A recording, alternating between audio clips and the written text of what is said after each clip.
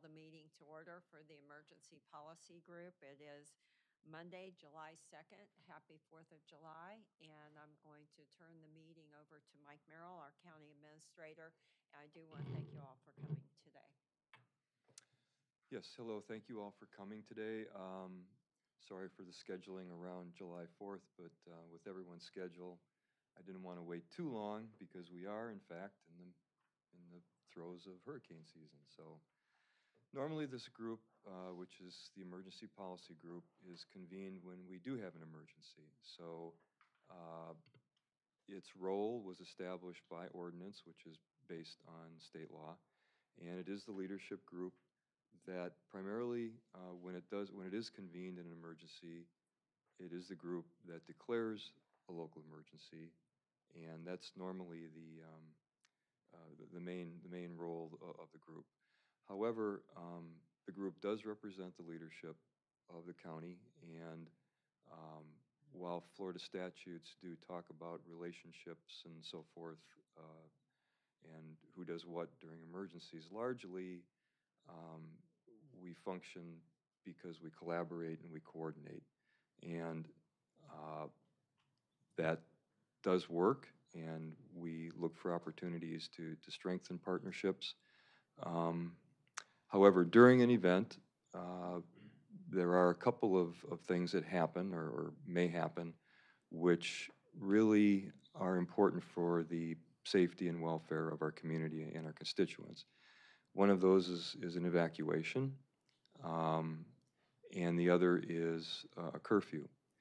And so the reason why I asked the group to come together when the sun was shining and we were not in the middle of an event was to give the group an opportunity to talk about those two issues in the context of, working together and really determining now, if we can, how we'd like to approach those two specific issues. And if there are other issues that group members want to bring up, we can talk about that as well. But to really sort of settle among the policy group members how we'd like to proceed. And there are a number of different ways to proceed. I do have with us today a representative of the county's emergency management consultant, All Hands Incorporated, Paul Seldes, who's worked around the state and can fill you in on what others do. So for example, as I understand it, Pinellas County, when it comes to evacuations, leaves it to the emergency policy group to make the determination of whether there's an evacuation. And there may be other ways to do it. I am not a member of the emergency policy group. I'm here to implement for the county your directions and to do what's necessary in terms of countywide emergency management. However, the cities have their own emergency management operations. We have representatives here. The sheriff does as well. And that's something I believe that statute encourages. And so it's just a matter, again, of really finding a way to collaborate and coordinate in a way that really, first and foremost, has the best interest in public safety of our residents in mind. So with that, I think if you don't mind, I just would like to ask Paul just to take a few minutes to kind of talk about the context of the Florida statutes as we deal with emergency management. So, Paul. Okay, you'll have to excuse me. I'm going to put on my reading glasses so I can actually see my notes. So again, my name is Paul Seldes. That's S-E-L-D-E-S. And I am one of the senior consultants here working for the county for All Hands Consulting. And you will see us in and out of here for the next few months. What I want to talk to you about was the issue, and this is not just a Hillsborough County issue. This is an issue that happens many places throughout the state, and that is the conflict between county and municipal government agencies during emergency actions. And our state statutes are, in some ways, vague on purpose for this. There is no answer as to who's in charge, and the question in emergency management is always who's in charge and when. Well, Florida Statute 252 gives a lot of broad powers to emergency management agencies throughout the state. But those powers are very much focused on coordination and collaboration under statute. Being a state with a firm state constitution on home rule and under Statute 166, the municipalities or other political subdivisions also have broad powers when it comes to public safety within their boundaries. So how do we manage to get those things to not conflict so we don't have counties and cities working at cross purposes? Well, the answer is not in statute, but the answer is in how we see emergency management as operating. And this is something that we talk about throughout the state. Emergency management is the conductor of an orchestra, and everyone else is a player in that orchestra. So it's about coordination and collaboration and building the relationships and having the conversations prior to the events that we're facing. So if we organize, if we get together and we talk through the issues and come up with the plans ahead of time, that's the part that goes a long way in solving what these conflicts may be. We have a short two-page white paper, and we'll be happy to give copies to anyone who wants that. I have a few up here with me. So we can't emphasize enough the meetings, the relationship building, and this coordination ahead of the events becomes the critical factor, because again, the answer is not within our state statutes on these kinds of conflicts. Are there any questions for me? Any questions? Well, I mean, I'll just ask, I mean, the elephant in the room, how do you resolve these?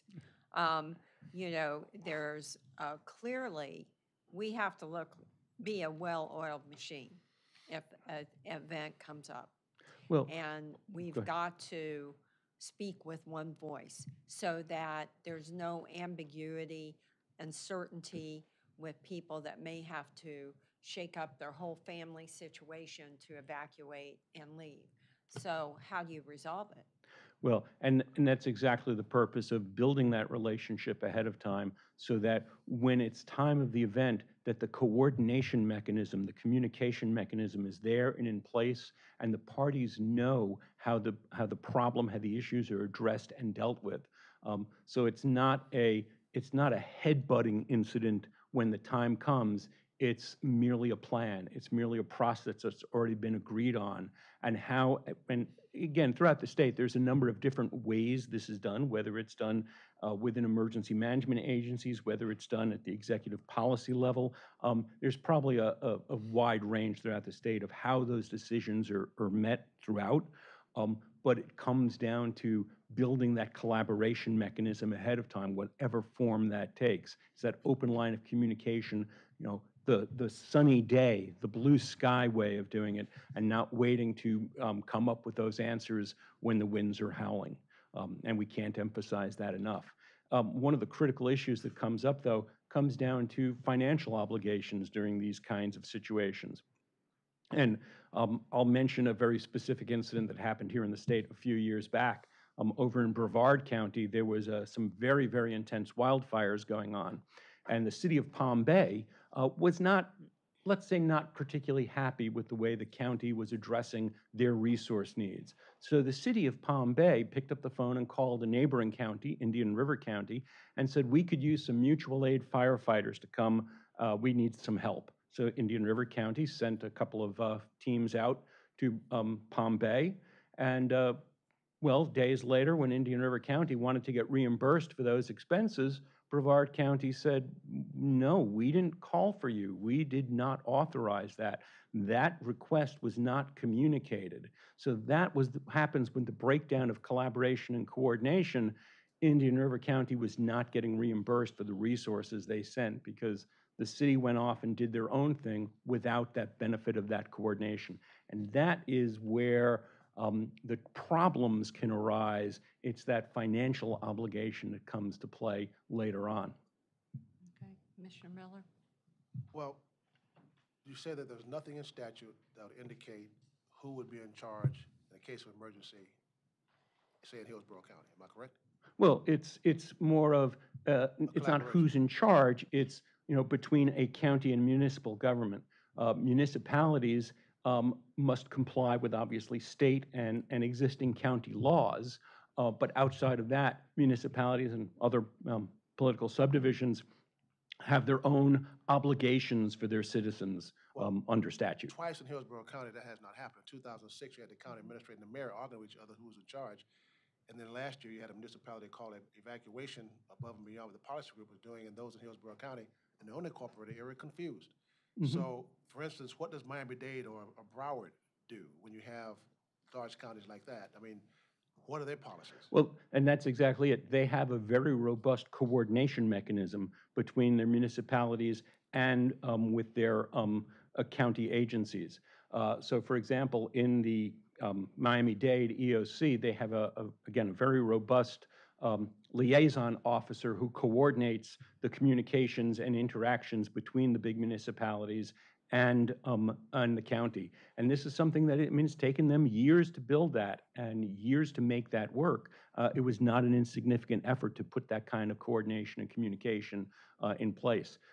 In Miami-Dade also, they have actually put in, the county has placed, we'll call them satellite EOCs in various areas of the county to help further that communication and coordination. And that's been an approach that's also worked well for them. So would you suggest that we, between the county, Tampa, Temple Terrace, and Plant City, come up with a memorandum of understanding as to who would coordinate those type of situations? I think that's actually a great step to take and come up with that mechanism for coordination and collaboration, and have that MOU, the mechanism that it takes, again, whether it's the an emergency policy group or some other mechanism, as long as that mechanism's in place and it's agreed to, that's what works.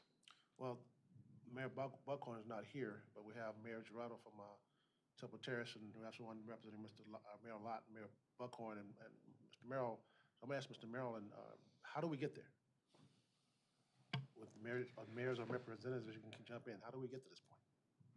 Well, so one of the reasons why we brought Paul's firm in was to help build better collaboration between the jurisdictions. Collaboration was good. It can always be improved. But so for me, I certainly don't want to be in the position that I was in during Irma. I made the decisions I made under the circumstances, and I stand by the decisions. And after the event, Mayor Buckhorn and I had a conversation, and so for me, the reason why I wanted to call this group together is because this group represents the leadership of our community. And normally in organizations, the way organizations function, the way communities function, the leadership sets the tone. And from there, everyone else can begin to organize appropriately. And so while everyone has to work and coordinate on the ground between the EOCs and between the fire departments and so forth, and that has to represent the day-to-day sort of functioning during an emergency, the leadership is really the group that says, and we will do it in this fashion, and everyone then begins to follow that in terms of protocols. That's why I asked to meet at a time when we're not in the middle of an emergency with leadership, to have the conversation. It's not an easy conversation, but it's a conversation I'd rather have now than when a storm is bearing down on us. So for me, if just No, go so for me, I have no ego involved in whether I am in charge or not in charge. I just want to know, what are my responsibilities, what are my authority, and I'll carry them out, and I'll do a good job. But being in an ambiguous situation is not good for someone who's in a leadership position. It's not good for the community. And so as Paul said it, it's partly building, it's a large part of it is building relationships, but a large part of it is what direction does the leadership want to take? And based on that, we'll get her done. We'll get the job done. We've proven that over and over again here. We have the resources, we have the will, we have the intellect, we have a common purpose. We work well together, and so that's.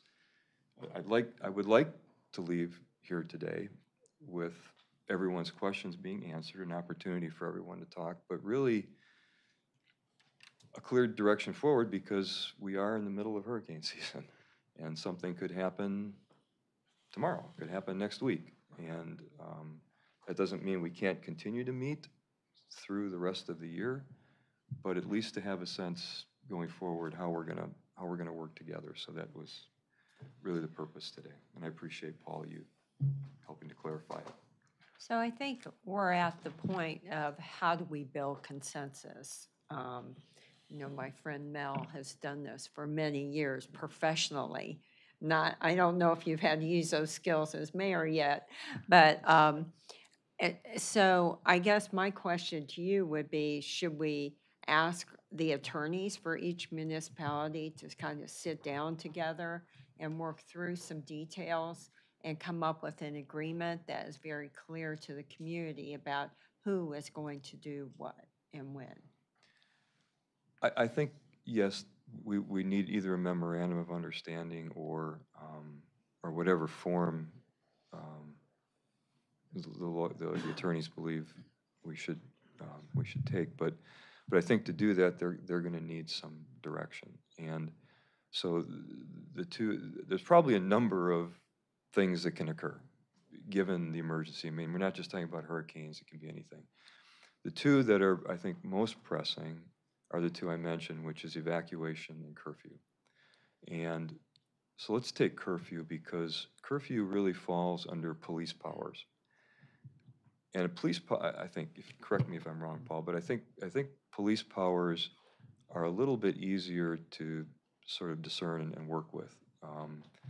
And so I think that a case could be made for curfew where cities and the county would want to reserve that power to themselves, however, recognizing that there has to be close coordination between the police and sheriff, because folks who are going to commit crimes during a curfew don't care whether it's on either side of a boundary. So I think that's an example of where, you know, coordination, which already happens between the sheriff and the police, just has to be, you know, sharpened. But so that would be for me one that's clearer, subject to how you all feel. Evacuation, though, I think is a little bit different, and the reason I say that is because folks tend to evacuate into the unincorporated county simply because of geography, and so it is not I believe, in the best interest of our residents to call an evacuation when the receiving entity is not prepared to take those folks. Evacuation spans counties. Folks from Pinellas come here. We don't go there. Folks in the city of Tampa, those who are in close to the water flood zones, will come inland, and most likely come inland into the unincorporated county. And so most of the shelters are there. We're working hard to be even better prepared in the shelters. But I think, so for me, that's a clear distinction. And as I said, you know, Pinellas County's EPG, Emergency Policy Group, itself is the one that declares the evacuation. And they do that either in person or they do it by phone, however they do it. And that's perfectly fine. But someone's got to make that decision, because it affects a broader array of people than live in any given jurisdiction. And so, and obviously before the event, we all want to be prepared. But if that's helpful, you know, and whether or not everyone here is prepared to sort of make that call today, I don't know. I mean, we don't have the other mayors here. But so I'll just leave it at that and see if that's helpful. I mean, because we don't have the sheriff, though, Donna, I know you're second in command, so I guess I'll ask you for your feedback. We have Mel, and then we have the county, so we're missing two major decision makers here, though Plain City is not as affected in evacuations as the city and probably, you know, the county areas. But Donna, why don't you share with us? Yeah, and the sheriff and I have discussed this issue, knowing it was a concern. And as far as curfews, I would agree with Mr. Merrill that it's a discussion that has to occur between the sheriff and the police of chiefs, because we need to be consistent, because citizens don't necessarily know when they cross boundary lines into the city and the county. So we want to make sure we're giving them, one message to prevent them from unknowingly perhaps get in trouble violating curfew. As far as evacuation, we believe it should be through the county administrator, due to the issues you mentioned. A lot of people evacuate into the county, and the issues you brought up as far as fiscal responsibilities after a pending storm. We want to make sure we and the cities can be reimbursed properly. So we would support the county administrator making the evacuation calls. I agree. Commissioner Miller agrees. Mayor Girardo? Well, and with the goal to be as collaborative and seamless as possible, knowing that in a crisis situation, either natural or man-made, we have to be able to move swiftly and intentionally. I don't have the luxury of the SWOT analysis that happened after Irma, what went very well, where the real challenges and breakdowns were. And as I'm absolutely committed to, I think an MOU will allow us to move and move very intentionally. Not just our attorneys, but I absolutely would want to defer to my chief of police and my fire chief to be at the table as those MOUs are crafted to ensure that all of their concerns as the first responders are addressed and included. With that said, I absolutely believe a coordinated approach is the appropriate way to go. I just want to make sure that those that are at serving the citizens in Temple Terrace, and I agree absolutely, our citizens don't know when they're crossing one boundary to another, so a coordinated approach is absolutely appropriate. I just want to make sure my fire chief and my police chief are at the table as that's being drafted. Sure. Okay. Mr. Merrill? Did you wanna weigh in? City? Good afternoon, everyone. Nicholas Cicero, City of Tampa Fire Rescue and Fire Chief, on behalf of Mayor Buckhorn. Commissioners, thank you for the opportunity, and I will forego the apologies for the mayor. He could not be here. He realizes how important this matter is. He truly does. We have had some initial conversation since my appointment as fire chief, and we are committed to making sure that we have an open and collaboration with these issues, because they're very, very important for all the population that all the jurisdictions serve.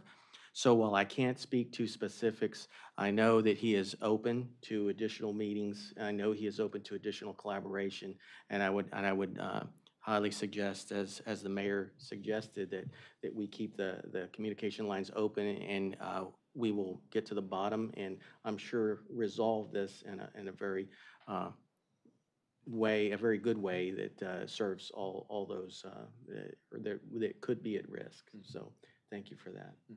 Okay. And Plant City? David Burnett, Interim Fire Chief, on behalf of Mayor Rick Lott, City of Plant City. I concur with everything that's stated. Collaboration is the key. I think a teamwork approach and having the police and fire chiefs at the table to make sure everything's covered, since the fire chiefs within the municipality represent the emergency management portion of the city. Thank you. So I think we're going to make, do we make motions here? We do, I know. I think you can. I don't think there's I anything. think we're prepared to make a motion here to kind of move this process forward. It's going to happen quickly, like in the next week or two. But I know I'll recognize Commissioner Miller to make the motion. Thank you. I'd like to make a motion that the mayors of the three municipalities and their county attorneys and their police chiefs and fire chiefs and our county administrator and our county attorney, whoever that representative may be, with our fire chief and the sheriff's office, come up with a memorandum of understanding as to the authority of the policy group as to who would basically call evacuations and curfews during an emergency, be it man-made or natural disaster, and have that particular memorandum of understanding back to this policy group within the next 2 weeks. Yeah, we can't. I mean, 2 weeks may even be too long, but 2 weeks, let's set that as the absolute deadline. I know this week's going to be tough, so they can work on it next week and maybe us get back together again a week from Friday or the following Monday. We'll see how quick we can get these meetings set up, and I'll let Mike Merrill, our administrator, work on that scheduling to get that done. So we do have a motion. Do we have a second? Second. Excuse me, Mayor. Okay, we have a motion and a second. Any other discussion? All in favor, say aye. Aye. Like sign opposed? Show that passed. Okay? Okay. Thank you very Thank much. you. Thank you, Paul. And, no, is there any other business come before us? Seeing none, we are adjourned, and I would say, pay attention to your calendars, and we'll get things scheduled so we can all get back together here and reach our final decision on our MOU, Memorandum of Understanding. Okay, y'all have a great afternoon. Happy July 4th.